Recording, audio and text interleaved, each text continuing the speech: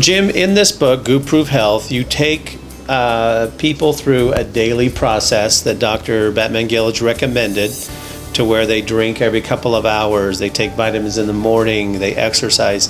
Take us through a typical day so our audiences kind of can relate to you and your daily work life and how you incorporate this process and feed yourself and get exercise around your busy job. How do you do that? Well, for starters, Dr. B, rule of thumb, he suggests that you take half your weight in ounces of water. And if you take orange juice, that's going to count for the water. So it's half your weight in ounces of water. He says rule of thumb, the starting point for every 16 ounces of water, you need 1/8 of a teaspoon of salt. This comes from a medical doctor. That's a starting point. Some people need more, some people need less. Go ahead. And take for us, how do we take that salt? I mean, here we have, as an example, some IV bags. He's not recommending, obviously, you get a needle and take IV bags to yourself. So this is consumed through the mouth. And what's the best way to take the salt with the water? Well, there's several ways to do it. You can salt your food. Some people are salt sensitive for now, or they don't want to taste it. You can put it into a capsule and take it that way.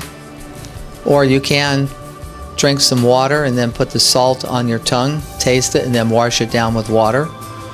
In some cases, you can put the salt in the water, but you want to add sugar to it because now it's food to the body. If you put straight salt in the water and take it, the tongue senses the salt, and then the tongue's telling the brain it's salt, salt, salt, and it didn't register the water, so now you've got an imbalance in the body because the brain says we got too much salt and it didn't register the water. That's the problem with drinking salt in the water. We're not talking about drinking ocean water, that's way too salty. But 1/8 of a teaspoon of salt, excuse me, in 16 ounces, I need salt. You hear me doing that? Okay. So you're getting a live application of Jim taking salt.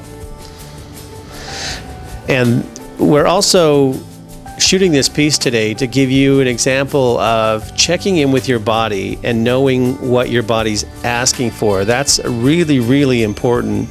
Everyone is different. And even though this book is a guideline of what Dr. B recommended, no one knows you better than you.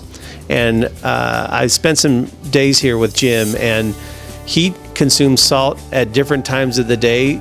We have stressful times of the day. We have easier times of the day. Our body asks for different things in different ways, and it's been really interesting. In my own application of, like Jim's throat just got dry, that was a sign of his body asking for a quick little pinch of salt. And there's other things that we're going to cover here in this segment about how to read your body. So not only what do people do throughout the day to take care of themselves, you have to ultimately be listening to your body because it'll tell you what it needs. Is that right? That's right, David. In other words, you could hear it in my voice, and I was guessing that I needed salt, and you can hear that my voice is completely changed. The decibels are completely different. Some people have a real hoarse voice. I suggest they take 8 ounces of water, a half a teaspoon of salt, stir it up, take a mouthful, swish, swish, gargle, and spit it out. And you wouldn't believe, they do it a couple of times, how much it would change their voice. So each person had, the best doctor of David is David, and the best doctor of Jim is Jim. So if the salt didn't take care of it, I'd drink water and see if that would take care of it. And if that didn't, then I'd take sugar and put sugar on my tongue and see if that would take care of it. So I still hear that I got a slight problem, so it's probably water because I'm dehydrated with the lights and being nervous.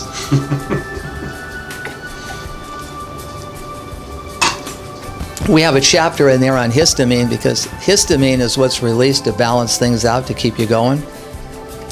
There's a mother that's got twin boys, and they went to the grandmother's house for the weekend. Well, grandma lets the kids do what they want to do.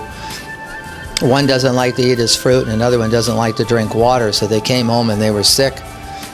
She's asking me, but I says, Dion, it's water, salt, sugar, magnesium. That's all there is to addressing this immediate problem. So she gave the one, it's in the book, gave the one a bunch of water, and he was fine. The other one, it wasn't water, it wasn't salt.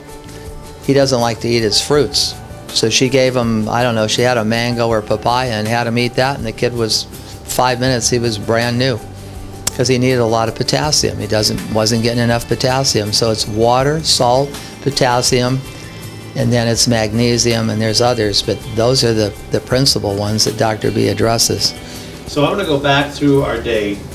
When you wake up, you do a glass of water, but you don't necessarily put salt on your tongue for that first glass if I listen to you from our past discussions. And then a couple hours later, you do 8 ounces of water again, half an hour before breakfast with a pinch of salt. And then breakfast would take on some sort of eggs.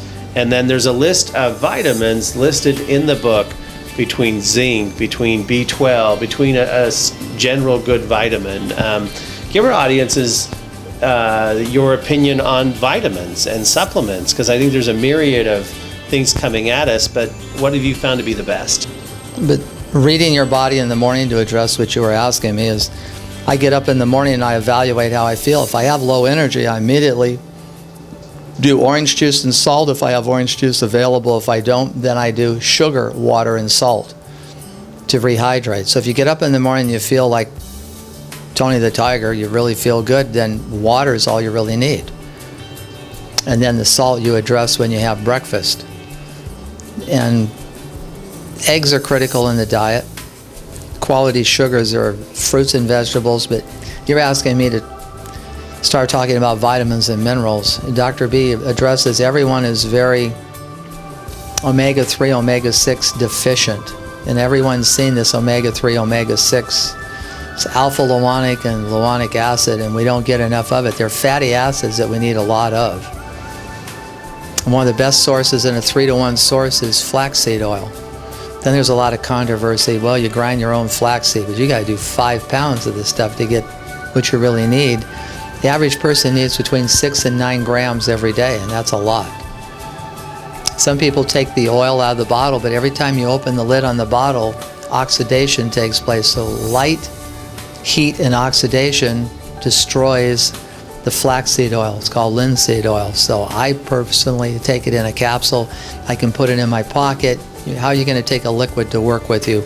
Or if you're traveling on an airplane, or you can take a capsule and take the capsules. Eggs have omega-3, omega-6 in them. Cheeses, there's a lot of foods that have it, but you need a lot of this stuff. And then most of our food is all processed, so you're not getting quality amino acids or these fatty acids. So back to vitamins. A good multivitamin Dr. B recommends to make up for something you might not be getting in your food. And there's another big problem. They have a lot of synthetic vitamins today because the real vitamins are too expensive, so the chemist makes one. Some bodies recognize it as the real vitamin, and some bodies recognize it as something the body doesn't want.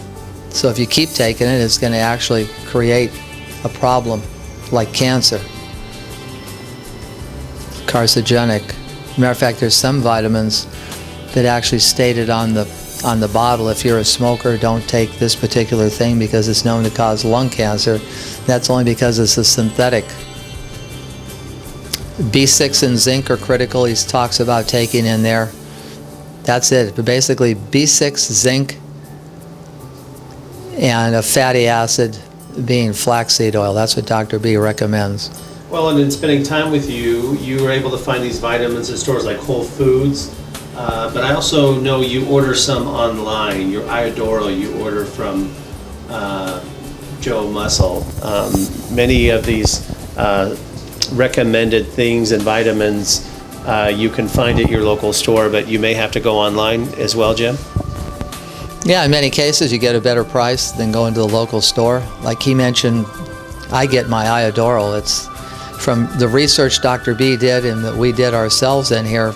The thyroid requires a lot of iodine. Every cell in the body needs iodine. This comes from Dr. Brownstein and Dr. Abraham that have written books on this. They're experts in the field. They've got lots of testimonials, and you need a horrendous amount of iodine. We address it in our book, and Dr. B's, he talks about it, but then he does direct you to Dr. Brownstein. who's an expert on the field. So we talk about these things and refer you over to his website and his books, as there's some other things that are very important that we learned for people that have serious medical issues like cancer or some serious illness. There's so many of them, I don't even want to mention one, but if you take these other things that are listed in the book, one of them comes from Green Pastures. It's a fermented cod liver oil that comes from Weston A. Price. I don't even have the book sitting here. It's close by over here. He's the one that formulated this stuff a long time ago and talks about the benefits of it.